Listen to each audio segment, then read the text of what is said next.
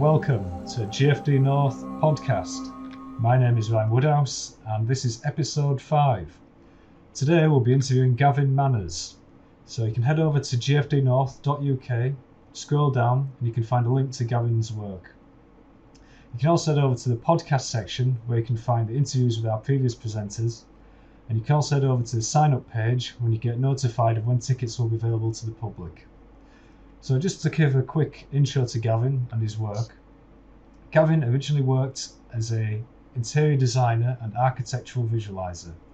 Some of his early experiences include working at Land Design Studio as a 3D designer, at Vertu as a store designer creating everything from interior designs and furniture and window displays for Harrods, at HMKM as an interior designer for large department stores and high street stores. He then went on to work as a sessional lecturer in digital media at City College, Brighton, Hove. He then moved on to working at Gama Studio as a freelancer, working on the front-end conceptual idea generation stage, creating everything from sketches to photorealistic renders. He also freelanced at Rooster, creating line drawings of vehicles and prop designs. Then at Electric Square as a concept artist, before finally moving on to work at the senior concept artist role at Mech Designs. So today we're going to be going over Gavin's portfolio, which has everything in it, from Mech Designs to vehicle designs, environment, concept art, and also some experimental 3D work. So without further ado, can I please welcome Gavin to the podcast. Gavin, how are you doing? Yeah, not too bad, thanks. How are you? Yeah, it's going okay. Like I say, my voice is just about to go, but I'm absolutely looking forward to doing this interview. So yeah, I'm just nice. going to share the screen now. So here we go. Can you see it? Yep. Awesome. Okay. So how about we just go through a couple of pieces at the top row? Should we start out by just maybe talking about your most recent work for Games Workshop? Yeah, sure. Yeah, like I said, this was a bit more of an illustration project, and it was a collaborative effort. So these are all the panels that I worked on. So basically, the idea was we needed to create a release trailer for like a new faction that was going to be revealed for Warhammer 40,000. The idea was it was going to be released on April Fool's, and people were going to think it was an April Fool's joke, but it was actually Okay. the next day they were going to reveal that it wasn't an April Fool's joke, and everybody was going to get all excited about it. It's like a double bluff. Double bluff, yeah. And if we're following the comments and stuff, and it had the exact intended reaction. So yeah, and then we got given a storyboard. I planned out all the comps, so all of the shots. I planned out in kind of like really rough 3D black and white, and then a few more people joined the project, and then we started working the scenes up. So all of these ones I worked on. Apart, I don't really draw people, so I didn't do the figures, but I did all of the environments and the computer monitors and all that kind of stuff. Yeah. So this shot in particular. So for this shot, for example, you would go in, do the environment, model everything out, and then somebody else would say handle the guy sat in the chair.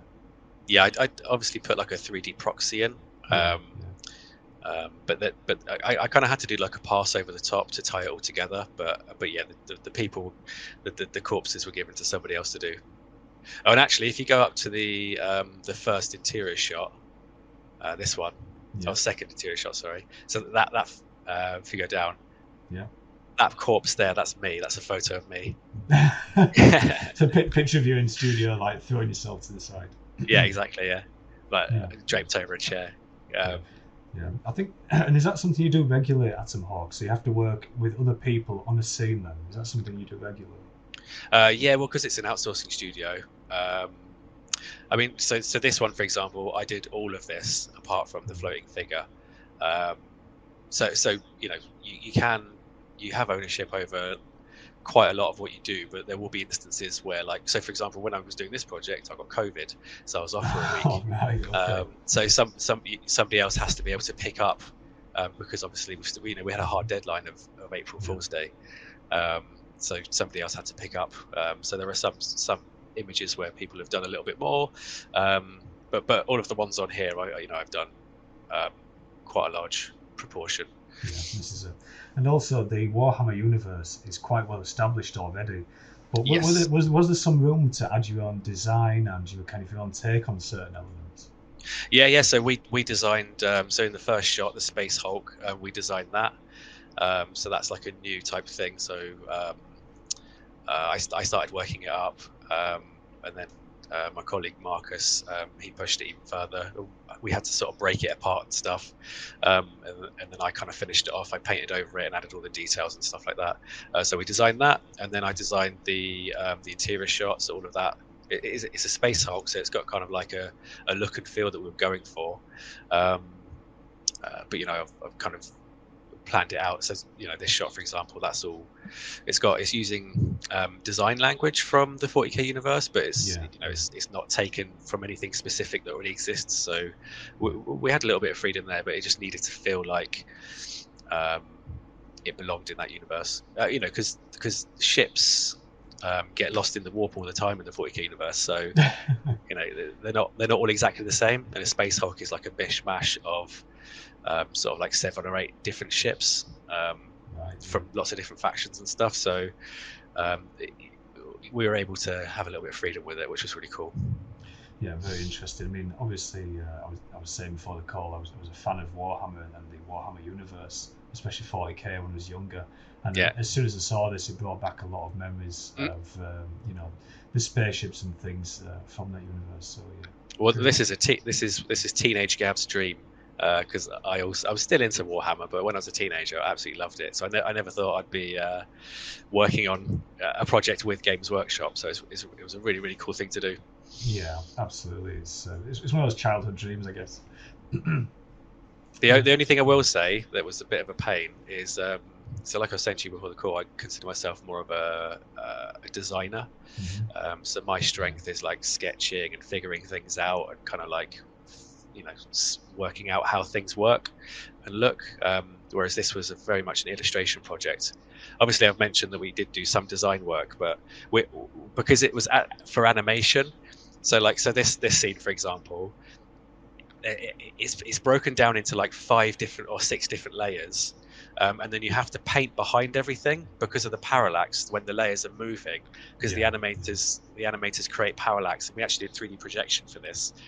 So they project the painting back onto the scene in Blender, but you have to basically, so all of these pipes and everything are painted behind them, and it gets really tedious after a while, having to sort of second guess what's going to be visible and what's not going to be visible. The end result's fantastic. The animators did such a good job, but it's a little bit more tedious than just doing like a mood piece, with loose brush strokes and whatever. Because like you say, you don't know if these pieces are going to move. So how do you factor in how much time you need to complete the piece, because you've got all this extra painting to do, right? Exactly, yeah. It's just a lot of back and forth with the animators, and then testing stuff out and seeing what needs to be done. But they've sit like a couple of seats across from me, so it's an easy collaboration. And are you all using the same software then on this project? Are you all using Blender? Yeah, so at work we have this thing called the Blender hive mind. So there's a there's maybe 10 of us in the office that use Blender, and we're trying to get everybody using it. Just because it's free for a start, and it's just such a decent bit of software. I do all of my 3D in Blender now, apart from I'm getting back into ZBrush because I really liked ZBrush for the kind of the looser, more organic stuff. Yeah. And talking about Blender, so I saw this in your portfolio before. Yep. And so this is a Blender scene that I can see, and you've got a forklift truck that you're slowly carving away into and chopping up. So would you be able to just explain a little bit about what's going on here and what the process is? So I was approached by a company called Trinio 3D. They're basically like a 3D. It's a 3D scanning app that you get on your iPhone, and they wanted me to participate in the beta test, and then they also wanted me to produce a bit of artwork for like a spotlight on the website, so they could show what artists use the scanning app for. So basically I found this model on their Sketchfab, and I saw that it had some interesting shapes, and literally the reason why the video is 22 minutes long and there's a lot of pauses in there is because I'm literally just thinking, okay, what can I use this for, how can I chop this up? So I'm kind of just making this up as I go along. I'd never used 3D scans before. I was just kind of seeing what the potential was as I went along, and it involves basically a lot of experimentation. So using like the mirror modifier, using booleans to cut shapes out, and just kind of like seeing, playing around with modifiers and seeing what shapes you can create. Like lattice modifiers were really good, because you can take that flat shape and start bending things around. And I actually think, I've only done one so far, and I think this is something that I want to start doing a bit more regularly, because it was a really powerful technique, and it's just fun playing around with all the parts and kind of figuring stuff out. I mean, the ship design is pretty generic, but it was just a lot of fun to do, and it was exactly what they needed me to do for the bit of artwork. So I also I freak out a bit when I know that I'm being recorded, like when I'm working. So you become very self-consciously like, okay, I want to make something really awesome, and do it in a smooth way, and it never turns out right, does it? So I actually think I could probably do a little bit better if I was just, because I'm thinking and I'm trying to work stuff out, but I'm also really conscious that I'm being recorded and it's going to be used for something. So I was pretty pleased with the design, considering. Yeah, actually, it's actually a really good point, and I think it's something that I think everybody should do. If you actually record your process and look back, you always look at it and you think to yourself, well, actually, I could have done this better or faster, or maybe this step was wrong. I always found that with recording digital painting processes. Yeah. I always found, looking back on my own workflow, at least, there was ways that I could improve it purely just by watching myself work. But anyway, so back to this. I can see here you're exploring different shapes, and I can see here you're mirroring the lower side of the ship.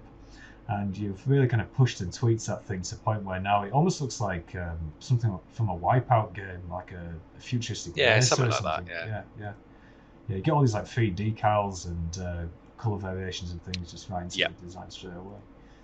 There were instances in the actual scene where I had to flip the decals around so they made sense, because obviously when you mirror them around, they go backwards. But it wasn't too much of an issue. But it's just nice having those those free markings, because I always like adding decals and things like that to my designs, hard surface stuff, because it just gives a bit of context and scale. It just makes it feel a little bit more real.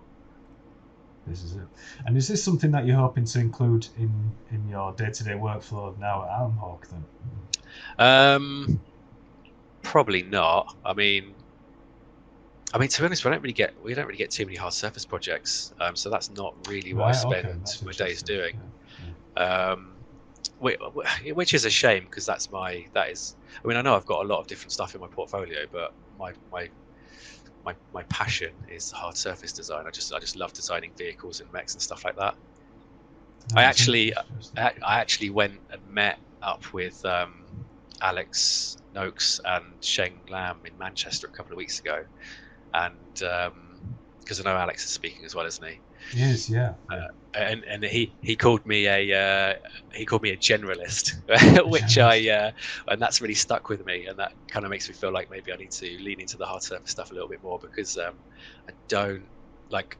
I started learning environments because I wanted to be able to put my designs into context, and it was a skill that I didn't have. Like I couldn't do scene paintings or anything. So I wanted to be able to learn to do that. So I've been doing that a lot recently, but it does mean the hard surface stuff has kind of fallen off a little bit. And when you look at somebody like Alex, who's just like, a master, I feel like I don't want to get into the situation where I'm a jack of all trades and a master of none. So I think I want to refocus a little bit and get back into the hard surface stuff, I think. Yeah, great. Yeah, you're right. He's very skilled at his ship design, vehicle design. Anyway, but moving on. So the next step from this will be taking this into. I mean, are these more 3D scans here for the environment and background? Yeah. So my sister lives up in Scotland, in the middle of nowhere. And I've got a 4-year-old nephew, and he is absolutely chaotic. So what I would do, when that was all getting a little bit too much, I'd just go and wander around It was freezing cold, so my hands were really, really cold. But there was like this old graveyard and all these old gnarly trees and stuff, and all these piles of rocks and a nice river, and all these like cobblestone walls. And I just went around just scanning them. And I didn't know what I was going to use them for, but I thought they were really interesting. And I love the Scottish scenery, the colours and stuff that you get in Scotland. It's just different from England. The colours of the rocks, they've got like different kind of grass and stuff. I don't know. It was just really cool. So I just scanned it all and made a little asset library. And then again, when they approached me for this, I was like, oh, I've got just the thing. I've got all these scans that I haven't used yet. So, I mean, looking at this, it's, it was fun to do, but you can tell, like, the story, I kind of just made it up as I went along. It's like, right, I've got a ship, brilliant. What do I do with the ship? Let's put it in like a rocky landscape. Why? Maybe they've crashed or something. And I'm terrible at doing people, so I always just download people off of Mixamo or whatever. That's my pieces always fall down when it comes to putting in people, because by that point I sort of I just don't, I can't do people. So when it comes to doing their costumes or facial expressions or poses or anything like that, I'm just like, just call it finished. And so I never really push the people as far as I should do, really. That's such an interesting point to make as well. Like, I feel it's maybe setting aside that time to practice the areas that you're weak at as well could be great advice to people breaking in. But I feel like, I know you mentioned Mixamo. Mixamo is another great resource just for quickly posing the character, importing back into your project, and I think you can actually import any character in there and just auto rigs it, right? So auto rigs it, and there's hundreds of poses and animations and stuff. And there's a guy there climbing down a ladder, and they've got an animation of a guy climbing down the ladder, and you can just pick a frame. You can just pick a frame and stick it in there. It's job done. Absolutely perfect. That's great.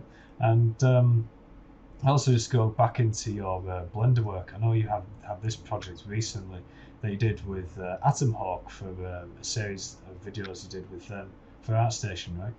Yeah, it was part of the relaunch of ArtStation Learning. So we basically came up with this idea called Studio Quest, where I think there was 6 of us. We all had different tasks. So we had Mauro, who was doing an establishing key shot to establish the world that we kind of designed, because we came up with our own IP as a way of driving this whole project. And I was doing a vehicle design, so I was number 5 or something. So I had a lot of stuff to work from. It was really fun doing this, but again, it was one of those things where I was being recorded and I was trying to think and design and not freak out that it was going to be watched by loads of people on ArtStation. And I also had to record my own voice as well. And that I listened to it again, and there's this lots of and because obviously you're trying to narrate over a video that you've already done and talk about your process and hit all the points that they need to hit because of the theme of the episode. And it was quite difficult, to be honest. I'm really pleased with the result. There's obviously things that I would do differently now, but it was a really fun thing to be involved with. Yeah, I think I had a quick look through these videos, and I really liked the breakdown of each stage, where you looked at the thumbnail, and then you refined the design, you took feedback, and it even goes into the 3D process in Blender, and then even refining the 3D stage. So I think if people want to have a quick look at your process and your thinking behind it, it's definitely worth going and taking a look at those. Yeah, I thought it was really well done. Yeah, it's all free as well, so. Yeah, there's a ton of great videos by you guys on there, so it's definitely worth taking a look at, for sure. And so this is actually quite different compared to your other stuff. So again, is this something that you cover quite a bit in studio, or do you not touch this type of work very often? Or no, not really. Again, all the stuff in my portfolio, it's just stuff that I'm just trying stuff out, because it's stuff that I don't really do at work. So this I was in a bit of a creative slump, and then I got my best buddy at work, Dario. He is one of the most talented, hardworking artists that I know. This is a guy that like gets up at 5 a.m. to do 2 hours of drawing before he starts work for the day. Wow, that's crazy. He's an absolute, Wow. and then his output matches that though, because I think since this time last year, I think he's produced about 70 pieces of artwork for his book that he's creating. Like the guy's a lunatic. And every time I'm feeling a little bit demotivated, obviously, like I don't think normal human beings are going to be able to reach the level of a Dario. But when I'm feeling a little bit kind of creatively deflated, right, and that's what is his name again? Dario. Dario. Well, I pronounce it Jelusic because I'm an ignorant English person. No, hang on, we struggle with the name. So Dario Jelusic. So he's Croatian, so I think it's pronounced. I'm not even going to try and pronounce it actually. Yeah, so shout out to Dario. If you need some inspiration and a bit more motivation, quick shout out to Dario. So I go to him when I'm. So this specific instance, I went to him and I said, I don't know what to do and I'm struggling and all this kind of stuff. And he says, okay, well, let's write you a brief. And he goes, what if it's? So I was like, okay, what about like diesel punk? That's kind of cool. And he goes, yeah, but what if it's in the Napoleonic time? What would that look like? And I was like, oh yeah, that's actually really interesting. And so we sat down and go, okay, there's going to be a basic troop, there's going to be a heavy troop, there's going to be like a messenger, a medic, all the kind of battlefield roles that you'd get in like a Napoleonic war, apart from the tank, obviously, because I don't think they had tanks. Well, they didn't have tanks back then, because it was way before. And then I just sat down with all of these ideas and, with Dario breathing down my neck, because there's a little bit of accountability there, which is really important, I think. And true, I just got my mojo back, and I just smashed out all these drawings, and I was really pleased with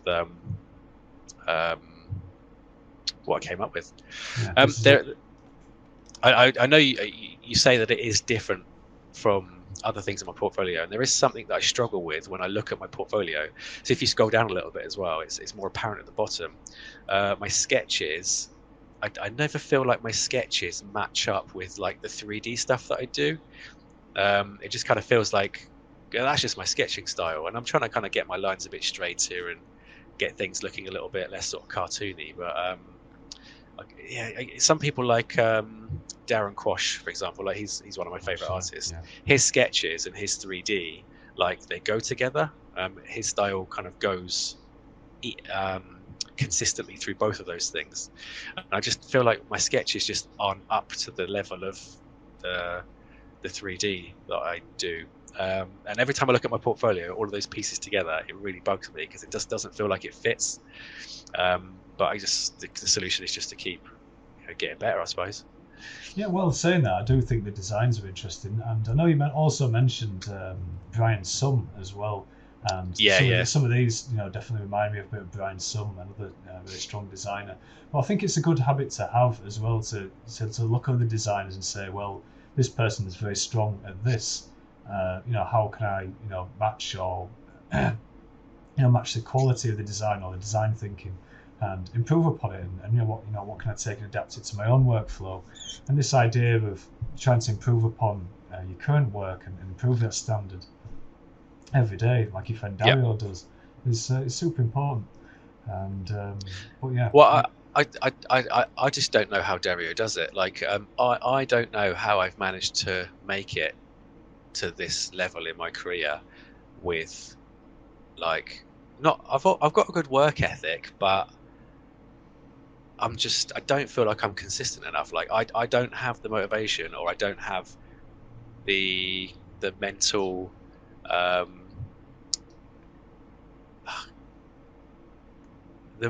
like willpower to get up at 5 a.m. and like draw for 3 hours before work. Like so that there's a project there called like the Dwarven one, like the green one and the orange one. That was for an ArtStation challenge. Like obviously I don't really like it now. There's a lot I would do differently, but this was one of my first attempts at doing like a proper scene, and then figuring out all the design and stuff. So I was getting up at 6 and working 2 hours before work, And I did that for about a month, and I just didn't gel with it. I was just sort of really grumpy by the end of the day because I was tired and burnt out. I was actually very impressed by this one in particular because I saw all the attention to all these mechanical call outs and like figuring out how things twist and turn. You've got platforms raising up and down, so I really enjoyed looking through this one before the call. So, well, this is there's a ton of different stuff, even a character call out. So there's a wide range of working portfolio. Well, this is the thing that I love doing the most. I love working stuff out and sketching and figuring out how things work and look. And again, like I would do things differently with this project now, but it was a cool thing to do, sit down and figure out. And I do wish I did more of this stuff at work, because this is something that I was doing like for myself. But when you get a brief and you're like, okay, right, this is a problem that I have to solve now, and I just love that.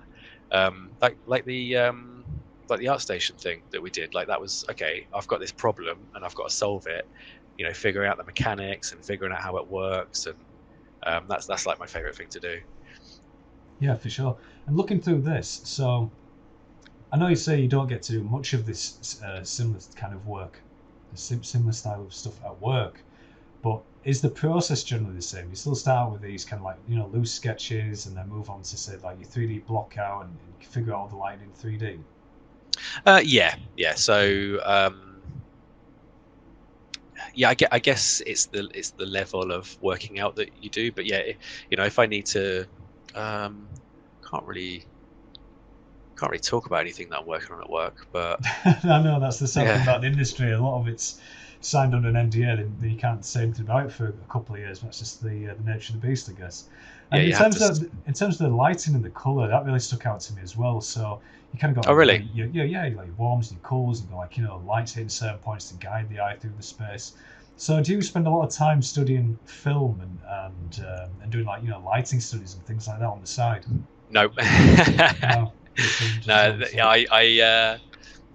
I really should. I really do feel like my my work would be stronger if I studied stuff like that. I think this was one of my very first attempts at doing something like this, and I you know, because I went to I've obviously had I've had 4 careers at this point. This is number 4, but I did go to art college, so I do kind of understand, I have a basic understanding like color theory and things like that. So, but in terms of like figuring out lighting and things like that, I'm very lucky that I've at work, well, through Atom Hawk, I met a lot of artists, even people that don't work there anymore, and they they're always happy to have a look at my stuff and suggest things that I could improve on, and I kind of learned that way, really. I tend to make big jumps in ability. So a piece of work. So there's a piece of work in there called The Final Hour. It's the newest one, and that was like a little mentorship I did with a guy called Morten Solgaard, and he's I might have butchered his name. I know he's called Morten, but I don't know how to pronounce his second name. I know what you mean. Yeah, I know what you mean. But he's amazing. He's like one of the one of the best kind of like environment people that I know, and he's amazing in characters as well. And what were some of the key takeaways that you learned from Morten? So it was things like like the flaming torches highlighting certain things, and the way the rays come down and kind of draw your eye, and it's dark versus light, and just things like that, and just kind of all the little details in the scene, like the rats, and it's just kind of making it feel like alive. So he did push me quite a lot on this, and it was just really good to go, okay, so I've got this idea and I want to be able to do this, and this, and then he goes, well, have you thought about this, or have you thought about that, and what if you tried this? And it's like, oh yeah, of course. And then I can take that into like the next piece that I do, and it kind of, for me, that's the best way to learn. But sometimes I feel like so if you go to the next piece, which is this one, so again, this isn't sort of what I normally do, but I just love medieval fantasy type stuff, and I just wanted to do a couple of pieces with that in mind. But again, Yeah. this one, I was doing this, and I was like, okay, the values don't seem quite right, and I pushed it as much as I could. And then you show it to, so this was I showed this to my friend Jourdan Tuffan. He's another really, really good designer. That he's just left out of work actually, which is a shame because I really like to have him run around. And then he goes, "Oh, what if you try this?" And I was like, it's just, you just go, "Why didn't I think of that?" But I guess if I knew everything, then I wouldn't need to. You wouldn't need to learn anymore, would you? You'd just be. And it's interesting you were talking about the values before, because I feel like in this one, a large majority of the image is actually pushed to this really subtle value range. Like there's not a huge step between, say, this castle and the bridge here, and then all of a sudden you've got this really dark foreground. And also something else you mentioned before in the Warhammer 40k work they did recently was parallax and having a lot of objects overlap. And I feel like these pieces that you did, especially with the previous one with Morten, there's a lot of overlap and parallax elements. So you got the character, then like the little mice before him, and then the wagon, and this, and there's tons and tons of overlap in the scene, which help give it that depth, which I think really works in these pieces. I don't really study composition or anything like that, which is probably something that I should do. But with these two pieces especially, the first one I did some sketches just to figure out what I wanted, just as a part of that mentorship. But I really just kind of like figure out a loose scene in Blender and then like find a nice camera shot. I move when you get into Photoshop, I move some things around and kind of make it a bit more pleasing. But I guess I just kind of have like an idea of what I want in my head and then sort of figure it out in 3D. And I really need to get out of that habit, because I feel like maybe my compositions suffer because I'm not exploring like more interesting compositions in like sketching or whatever. So there's one of my Tempest pieces, again as another unfinished project, with like the crashed ship. I don't know if you want to have a look at it. Yeah, there we go. That's it. Okay. So this was one where I actually did. I haven't shown it there because, like, when I do sketches for myself, they're really, really bad. It's just something that I do to figure stuff out for myself. But I did actually do a few composition sketches for this, and as a result, I think I was quite, and different ones as well. Just thinking about like your big, medium, small shapes and leading the eye and all that kind of stuff, which is something that I don't normally do. So I was, again, there are some faults with it. I think maybe this is nearly a year old now. Oh no, 9 months. There we go. But I was really pleased with that. I feel like the composition is a lot better because I did that exploration. So it's actually quite interesting. You talk about composition a lot because there's quite a lot of different elements going on. And the other thing is as well, we look at the focal points, and you've got a lot of like high detail, high contrast, right in the center of the image, but at the same time there's a lot of other elements as well which stop it from feeling too centered, right? So the highest point of detail and focus and all these lines all lead to this guy's looking at this, these lines come down here, everything's leading into this. So your eye naturally just goes to this, then looks over to this architecture. And actually, just to go into the architecture, what is this inspired by? Was there a particular inspiration, or was it just exploration that came to this shape? No, yeah, I've got, again, this is a project that I have been trying to do for maybe 5 years, 6 years. And I had this idea. I wanted to do a science fiction reimagining of Shakespeare's The Tempest. And it was because an ex-girlfriend a few years ago bought us tickets to go and see The Tempest. But it was Andy Serkis's production where they had lots of like projection and like all these cool effects and stuff. That sounds interesting. Yeah, it was brilliant. It was really cool. And I didn't really know what I was doing back then, and I wasn't, this was when I was an interior designer. I wasn't a concept artist. So I was just like, I'm going to do this project. It's going to be brilliant. So I made loads of notes. I gathered all these references, but I just wasn't skilled enough to do anything with it. And then a couple of years ago, when I was working at Electric Square, I started designing the ship. But again, I didn't really know how to do environments or scene painting, so I parked it again because I didn't really know what I was doing, and it was all a little bit overwhelming. So what are we, 5-6 years later, and I've done 2 pieces. There's so much like of this background work that I've been doing about, like, you know, research and writing notes.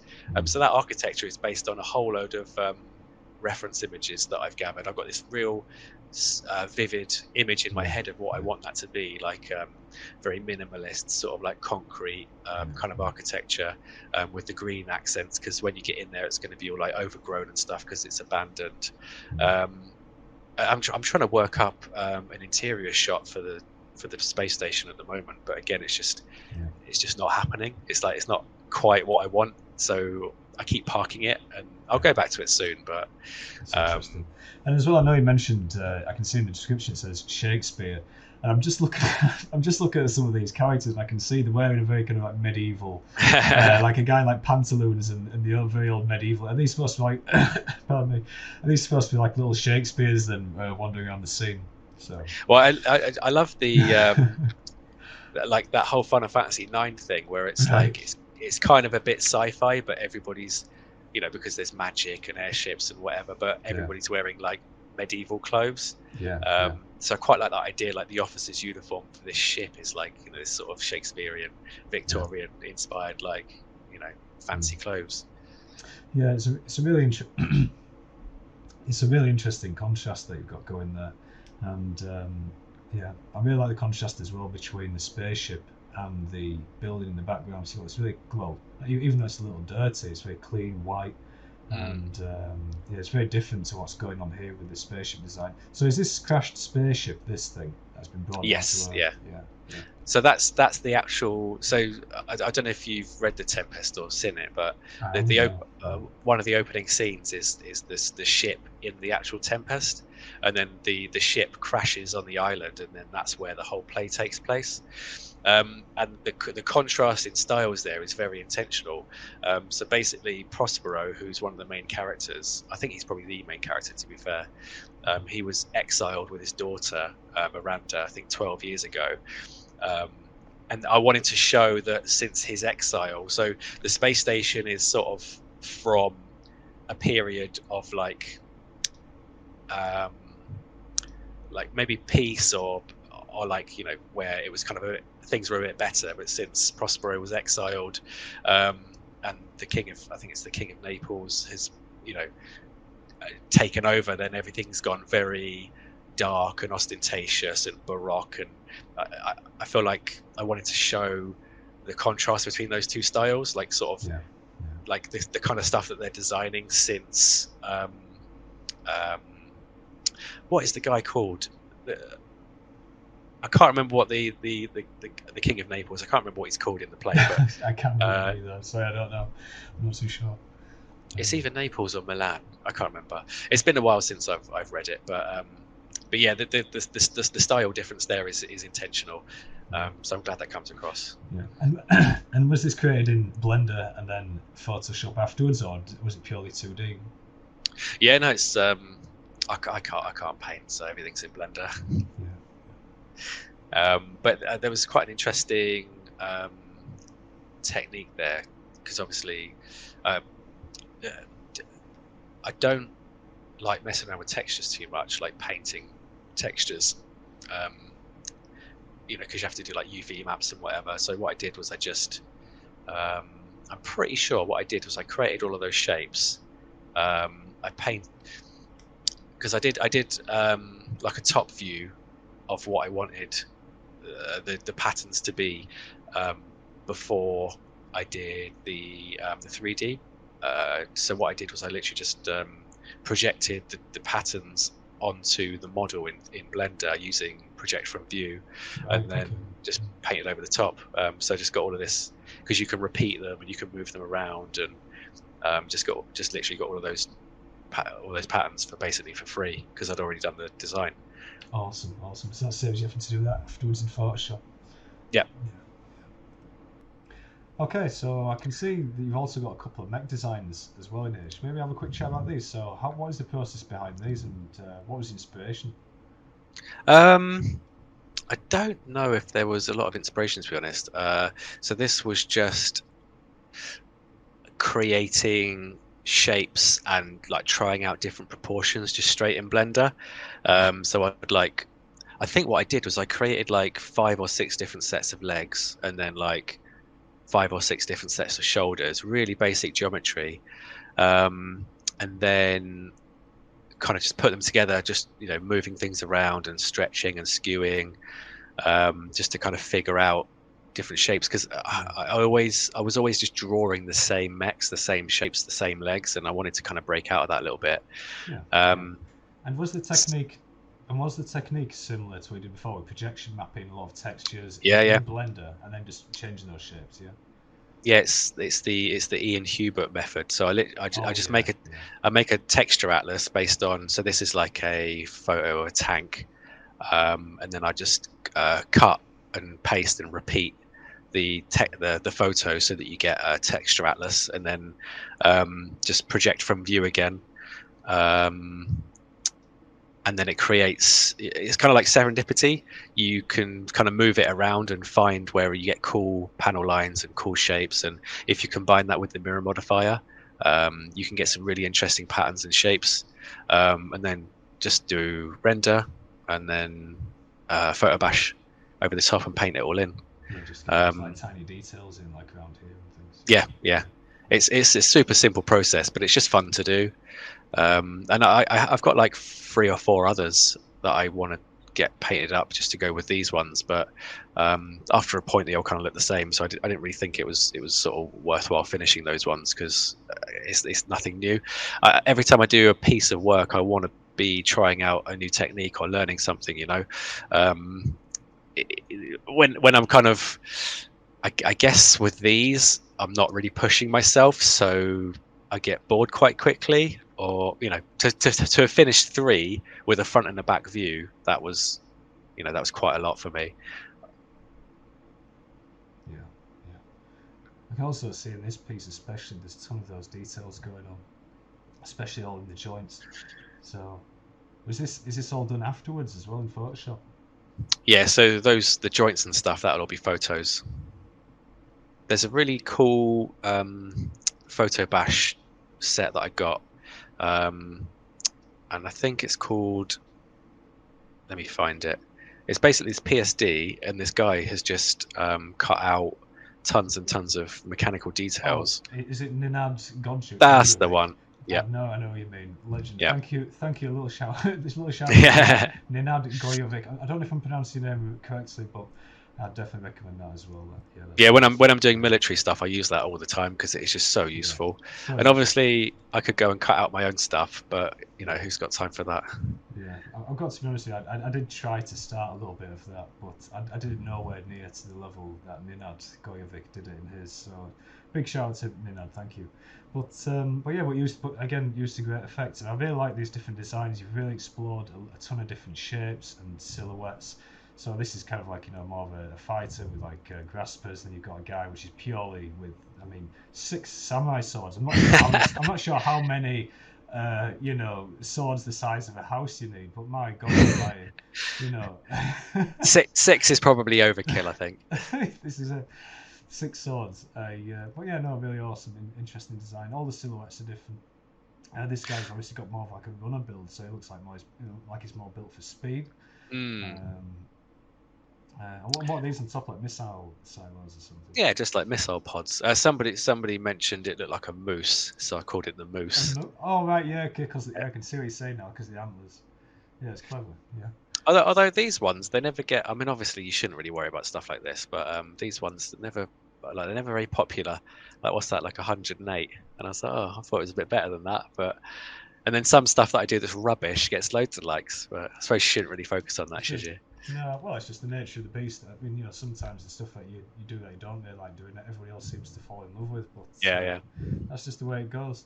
And this is actually one that we've been posting on social media, and this is really interesting design. This is my biomechanical type of thing going on. This is my Scott Robertson inspiration. Yeah, it does remind me of the Scott Robertson style rendering stuff that he's got on his YouTube channels, things like that. But, so yeah, this is a I mean, I have a VR headset here. like I never use it, but I should use it because it's brilliant. So I did that ship in Gravity Sketch, and then rented it out, and then just painted over it, and photo details, etc., etc. Mix some more people, but it was a really fun thing to do. And I had the ship design sitting around for maybe a couple of years because I just didn't know really what to do with it. And then I finally came up with this idea about, they're having to like fill up their water or something, and they're being hunted by these sort of like this techno sort of tribe, and painting all the trees in and all that kind of stuff. That was all really good fun. But again, because this is actually something I'm going to talk about in my talk, I think, because with personal work there's no accountability. It just takes me forever to figure out what I want to do with something. Whereas if somebody gives me a brief at work, or there's some accountability, then I'm just on it, and I'm just like, okay, and then you bash out a bit of work in a week and it's fantastic. But when it's your own stuff, and you overthink and you second guess yourself, and you're like, oh, I'm not quite sure what to do with this yet. But when you're at work, you haven't got time to do that. You just have to get on with it, and it really forces your mind, which I think is really good. That's so true. Yeah, when you've got a deadline, and you've got to get this thing done at 5 o'clock, you really do have to just like, okay, well, I just need to get this thing done. Okay, so I need to put the details here. The rest is gonna have to be simplified. And you don't, like you say, you don't like end up noodling or second guessing things and taking too long. So sometimes maybe setting that self-imposed deadline can be really useful, even for your personal work, I guess. So the best personal work that I do is when I've got accountability, and when somebody's expecting something of me, and I really want to figure out a way to have that all the time. It's probably just having discipline, just get on with it. But I don't think I'm at that stage yet. I feel like I again, like, I've only been in the concept art industry for like 3.5 years, which I'm 36 next month, so that's not 4 years, let's say. That's not a great deal of time considering. So I'm still doing that thing where I'm not good enough, and other people are better, and I don't know this and I don't know that, and it's just that every time I do personal work, that is just constantly in my mind. Just I think having a bit of that in the back of your head, where you think to yourself, I'm not good enough, I need to improve, is one of the most important things to have, because the opposite of that is you get too complacent, and you stop improving, and you don't make the effort to learn those new tools. So I don't think it's necessarily a bad thing to think that you need to improve, or that you're not as good as you think you are, or whatever else. Yeah, I think it's good to have that in the back of your mind, and it does help push yourself to learn all these things. I feel like I've accepted that it is a double-edged sword, because there's no way I would be at this level now if I didn't have that constant need to keep kind of improving, because of the the fear of not being good enough. But then also sometimes it can get a bit overwhelming, and then you end up just not doing anything. I guess that could be an issue. But talking about that idea of improving, I can see here in the description this was part of the Atom Hawk training program. So when you set out to create this piece, was there a particular thing that you were trying to improve upon? Yeah, so this was I was trying to get better at doing like environments, and I think I'd mentioned that I'm not very good at values and doing depth and atmosphere and stuff like that. So they kind of set me. This was with Markus, who's one of my colleagues. He is criminally underfollowed. He's so good, and he's like a blender expert, and his stuff is so interesting. And but Markus. Markus Biegholdt. He's German. Markus Let's Biegholdt. Okay. Let me find him. Shout out to Markus Biegholdt. Lad. But clearly I don't know how to spell his name. We can always link to some of your friends in the description after the video's done. Yeah, sure. Yeah. But yeah, so he was kind of mentoring me on this. As part of the training program, what we do at Atom Hawk is you say something that you want to work on, and you get 2 training days every quarter, and then they assign you somebody who's good at the stuff that you want to learn. And then over those 2 days, you're kind of reporting to that person and they're your lead. And so, I did my thumbnails, and then I did the 3D block out. I had to finish this in my spare time because 2 days was not long enough to be able to finish the whole thing off, especially as I was kind of learning as I went. But yeah, it was a really good thing to do, and I again, I learned a lot from it. So it's really great that Atom Hawk give us the space to kind of push ourselves like that, and get better. Well, because obviously it benefits them as a company if we're all kind of improving all the time. Yeah, that's it. And in terms of these practice projects, how long do these go on for? Are they do you go into these things in spare time going on for these projects? Do they last like a month? Is it like a couple of weeks? Do you have something that you practice every day? What does your practice schedule look like? Or do you tend to just choose these projects and just work at them in your spare time? Well, the 2 days every quarter, that's the only kind of like scheduled training time we get. But obviously, if you want like training materials and stuff, they'll sort it out for you. But yeah, most of the time I'm doing stuff in my spare time. So like in the evenings mostly. I'm renovating my house at the moment, which is why the background's blurry, because everything's a building site. So I haven't really. I mean, I've been working on a little project for the talk. Because which is actually that's the theme of the talk, kind of how to just sort of get on with something. So I've been doing that, which is just sketching, trying to get back into hard surface stuff, back into sketching, back into designing. But I've been focusing so much on working on the house that I've really been slacking with the odd personal work recently, which again I've really noticed. That's really. I've got to be honest, I find it hard to believe. I mean, I'm pretty sure you didn't have this 3D piece when I first contacted you, so you've definitely been chipping. Well, 12 days ago. I do. I think you told me fibs, mate. I do as much as I can, but I always just, you got to be doing more. I need to be. Well, no, actually, I think it's a really good segue because I mean, obviously, you got to be very good at time management, and like you said, you're doing your house, you're fitting in practice, you've got to go to work. So I think one of those things. It sounds like teach them young'uns a lesson kind of thing. But I think time management and making sure you stay on top of your practice, and balancing your time between fixing your house, doing practice pieces, and your work. So obviously, time management is something you definitely got down, because otherwise you won't manage to do all this stuff. So. Yeah, I'm all right at time management, but I do have a real problem with procrastination. Not so much that I don't get anything done, but definitely when things get a little bit overwhelming, I'll just not do it. So for example, today I was painting my downstairs, and it just hasn't gone to plan. And who would have thought it would have been that difficult just to paint a wall white? But apparently it's a lot more complicated than I thought. So I've just gone, sod this, I'm going to play Elden Ring. So I've just been playing Elden Ring. That's my go-to procrastination game at the moment. But when we get off the call, what I'll do is I'm going to do some sketching and try and a bit of guilty sketching. That's it, yeah. But actually, I'd say as well on the flip side, it's okay just being like, oh, I will only practice. But it's something as well that I've been putting off. Like I've only just recently, I'm ashamed to admit it, I've only just recently seen the new Matrix film. And really? It came out towards the end of last year. I was like, oh, I'll watch it, but I kept on having to put it off because I had to organise this event and everything else. So it's again, it's like making time just to sit down and watch the films and see some gameplay and all the other stuff. It's really important to actually pay attention to what's going on in the industry and what's coming out there as well. And like I said, I try to do this as much as I can, but sometimes you just do get too busy and stuff like that seems to just get pushed to the side. Well, you need to give your. I mean, it's easy for me to say because somehow I've managed to become established where somebody's willing to pay me money to do artwork.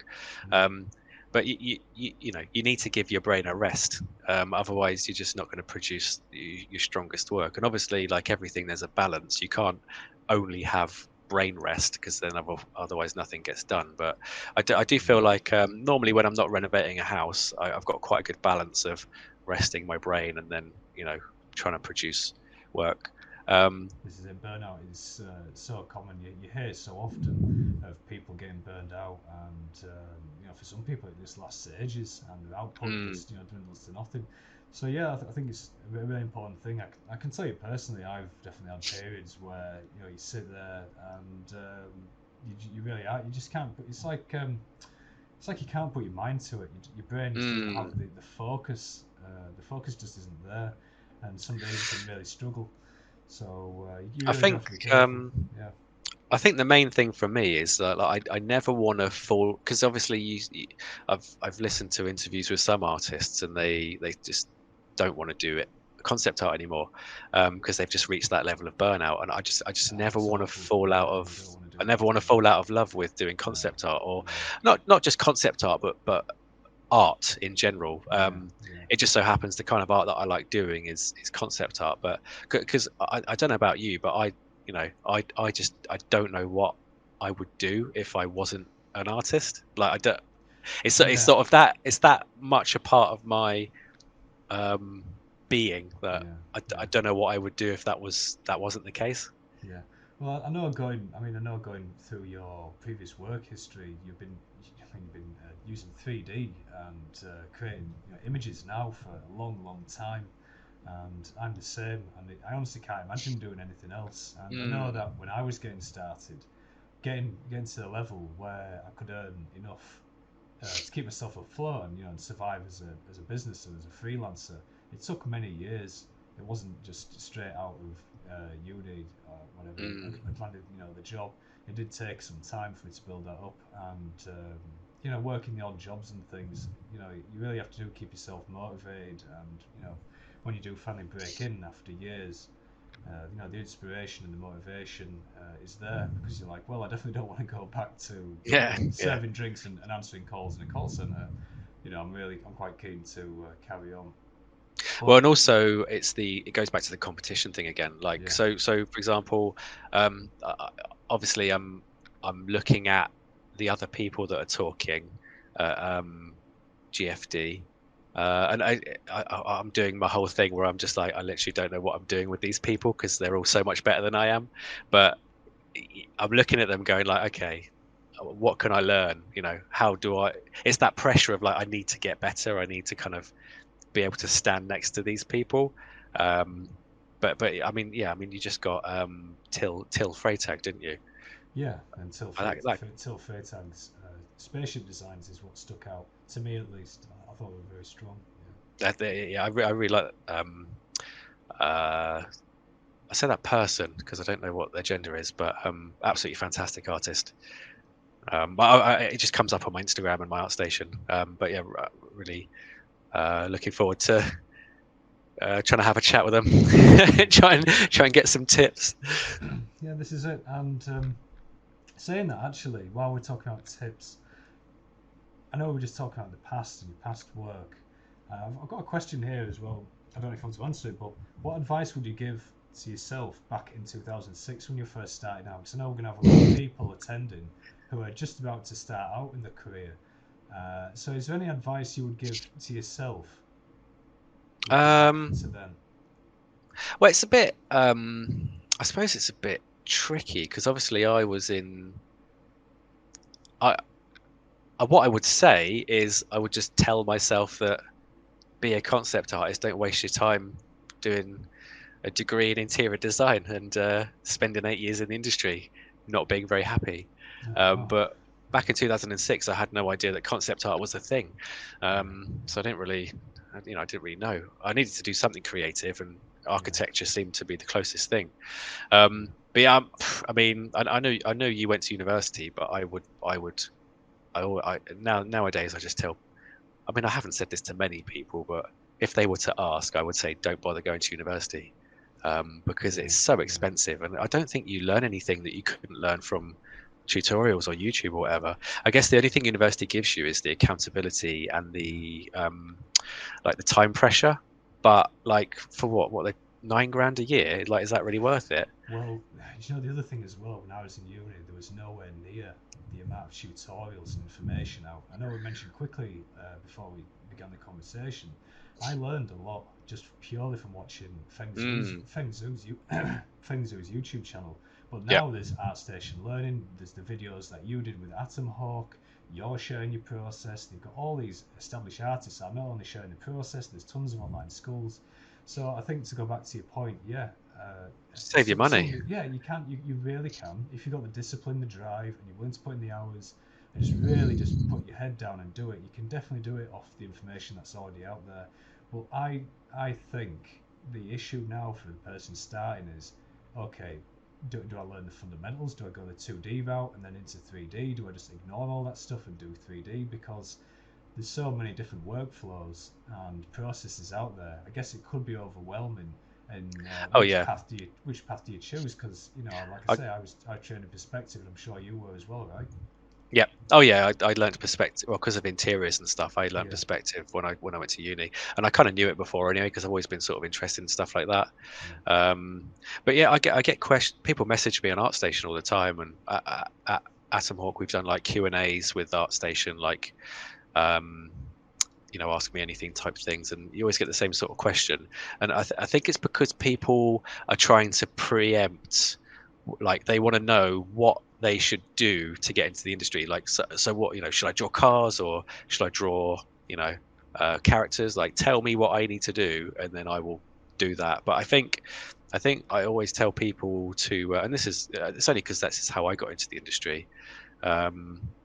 You just do. So, you know, do you use Blender? Do you draw? Like, you know, do you have to do what you find the most fun? So I just really like 3D. I just like the way it works, so I do that.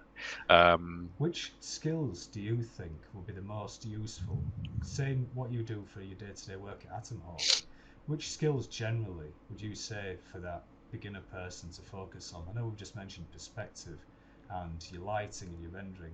So would you say it'd be fair to say to make sure that you do have your 2D fundamentals down, or do you reckon the new person can forget that? Yeah, well, I mean, like I say, like you know, I wasn't very good at my 2D fundamentals until quite recently. But so the reason I got the job at Atomhawk, I think, is because I've always been quite good at sketching. So again, which is why I'm trying to get back into the sketching, because there was a period of time where I wasn't really sketching, and you can really feel yourself losing it. But I can sketch and I can problem solve. But also I've got my teaching qualification, so I can lead as well. And so they took me on as a senior because they wanted me to lead a project.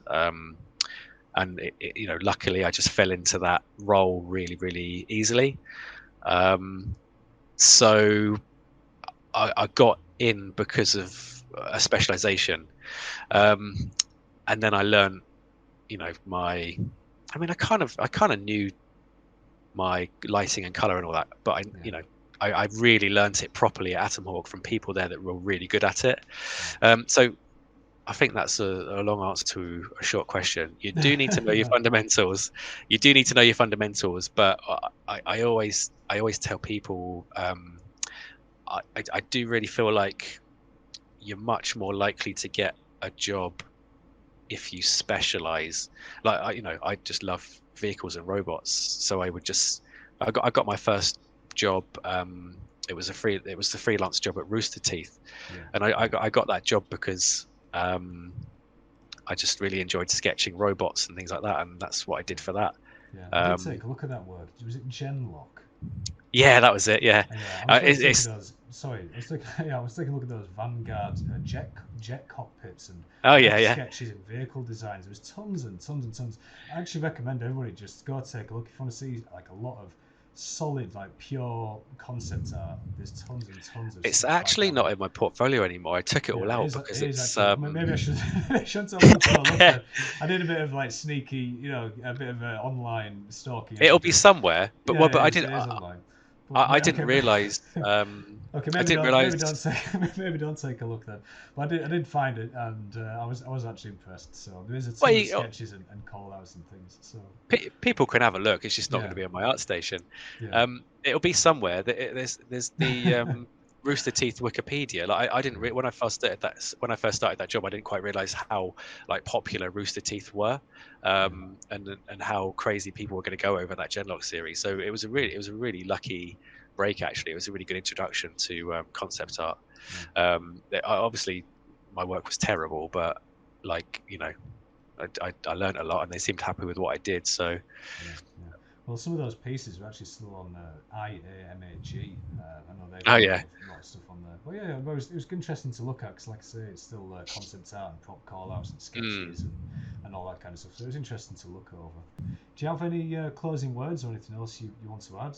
Or any other pieces we want to go over while we're here?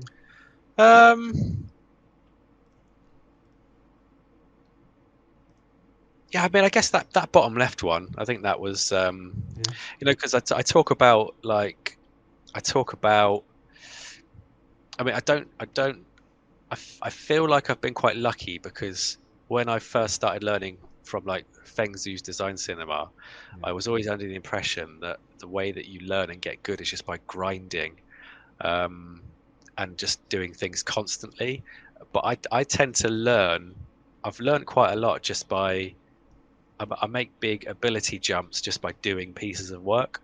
So like I'll complete a piece of work and then I'll learn quite a lot from it. And this was one of those pieces of work. This was a massive ability jump for me where I worked out properly how to do like photo bashing, and I used Blender in this one as well. And it was just it was kind of something I did like kind of by accident, and all the pieces would just fell perfectly into place. And this is still like one of the most popular pieces on my portfolio, and it was just a really, really fun thing to do, and I learned a lot doing it. I can see you put a lot of time into. I mean, I'm sure everybody can see. Looking at this video, you've gone all the way into the cockpit, and you can even see like the little lights on the chair and the joystick, and then how the harness goes over the chair, and then all this stuff's figured out, and the little ladder to get in and out of it. So yeah, there's a ton of thought and stuff put into this. Yeah, a lot of effort. So yeah, it's like I say, I should probably do a bit more work, but and again, maybe if I worked a bit more, then I would be as good as the people that I'm freaking out about not being as good as. So maybe that's a lesson. But I'm doing okay considering. I'm going to say, I've obviously done amazingly well, but but I think going back to that idea, I know you've mentioned it quite a few times on the podcast, is this idea of benchmarking, is looking at somebody else's process. What can you learn? What can you adapt into your own workflow? And then, but there's a flip side to that where you also look at your own work and say, well, these areas I can improve upon. And I think that's something that you've brought up again and again and again. And I think it's something that's really worth, people getting started to really think about, just that reflection and really thinking about the process and how you approach things, and what the areas that you're weak at and how you can improve upon those. Really I think important. Now that. Oh, sorry, carry on. No, it's okay.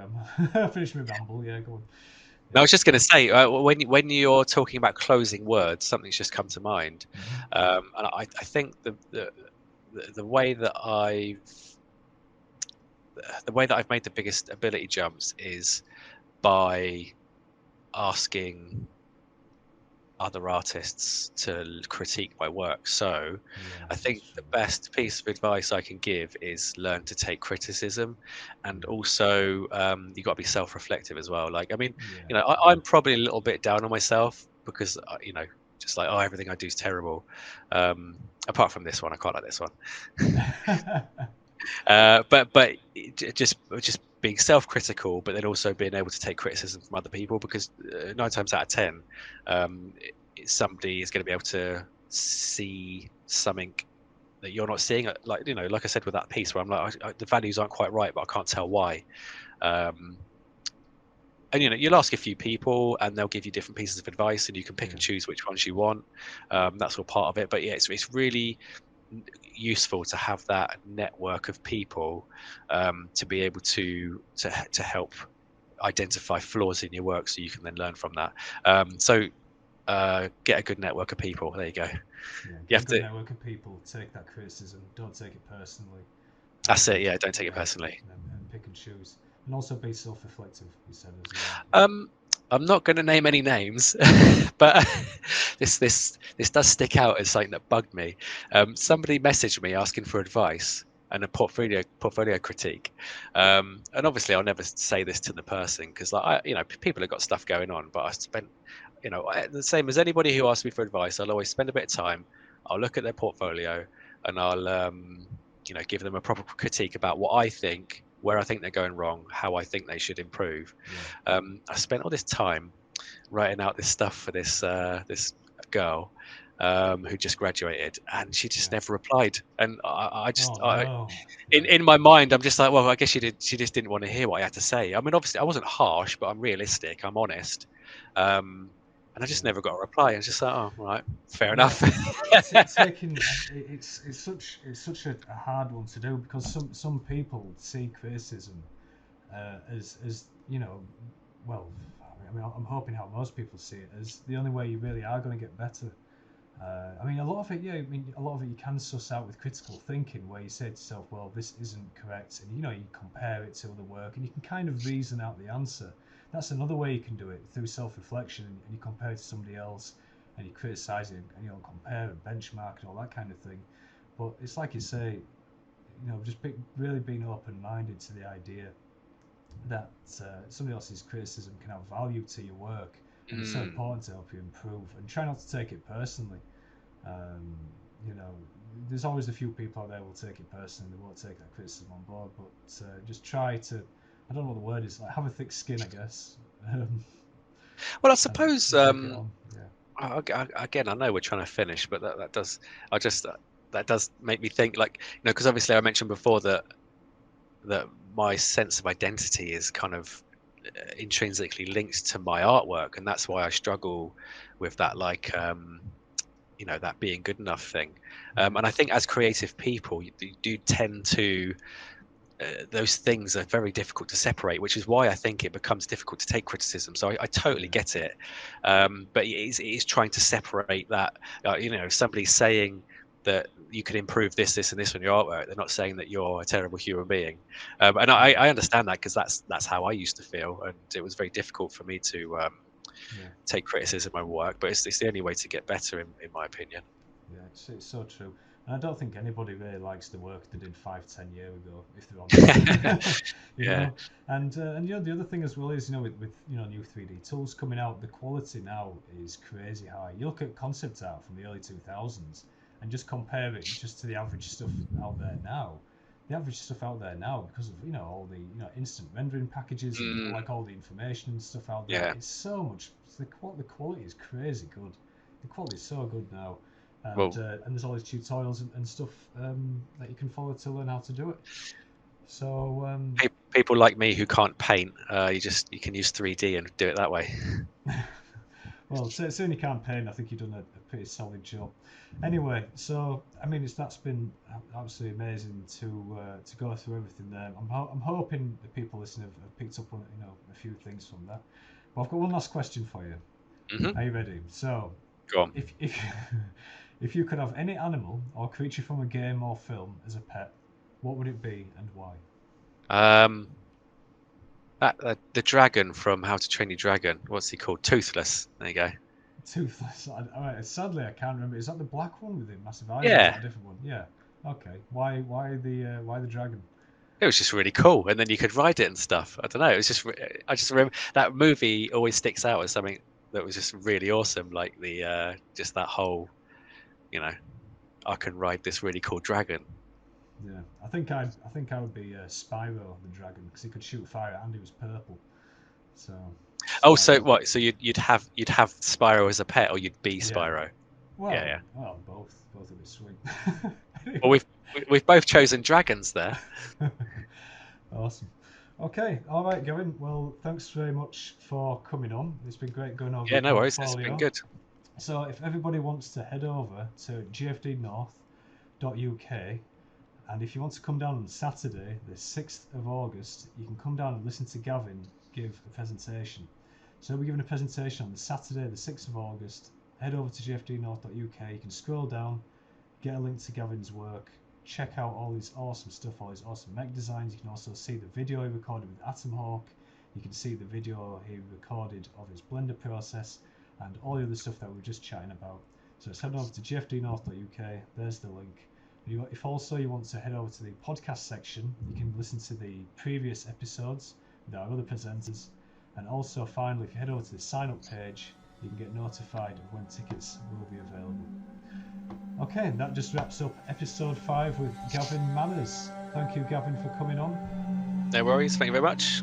And thank you everyone for listening. My name is Ryan Woodhouse. Thank you. Goodbye.